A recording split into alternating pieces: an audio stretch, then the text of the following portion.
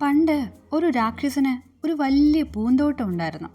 പഴങ്ങളും പൂക്കളും പൂമ്പാറ്റകളും ഉള്ള ആ തോട്ടത്തിൽ ധാരാളം കുട്ടികൾ കളിക്കാൻ വരാറുണ്ട്. ഒരിക്കൽ രാക്ഷസന് കുട്ടികളോട് ദേഷ്യം തോന്നി. അയാൾ അവരെയൊക്കെ ആട്ടി ഓടിച്ചു. കുട്ടികൾ തോട്ടത്തിൽ കടക്കാതിരിക്കാൻ രാക്ഷസൻ അതിനു ചുറ്റും മതിൽ കെട്ടി ബലമുള്ള ഗേറ്റും പിടിപ്പിച്ചു. പഴങ്ങളും പൂക്കളും പറിക്കാനും പൂമ്പാറ്റകളെ പിടിക്കാനും കൊതിച്ചുകൊണ്ട് കുട്ടികൾ പിന്നെയും തോട്ടത്തിനരികെ വരെ വന്നു. പക്ഷേ മതിലും പൂട്ടിയ ഗേറ്റും കണ്ട് അവർ നിരാശരായി മടങ്ങി. അക്കൊല്ലം പൂക്കാലമായിട്ടും രാക്ഷസന്റെ പൂന്തോട്ടത്തിൽ ഒറ്റ പൂവും ഉണ്ടായില്ല, പഴങ്ങളും ഉണ്ടായില്ല, പൂമ്പാറ്റകൾ എത്തി നോക്കിയതുമില്ല. രാക്ഷസൻ ദുഃഖിച്ചു.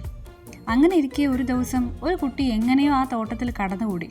അവൻ ആ മരക്കൊമ്പിൽ കയറിയിരുന്നു. ഉടനെ ആ മരം നിറയെ പൂക്കളുണ്ടായി, പഴങ്ങളുണ്ടായി, പൂമ്പാറ്റകളും വന്നെത്തി.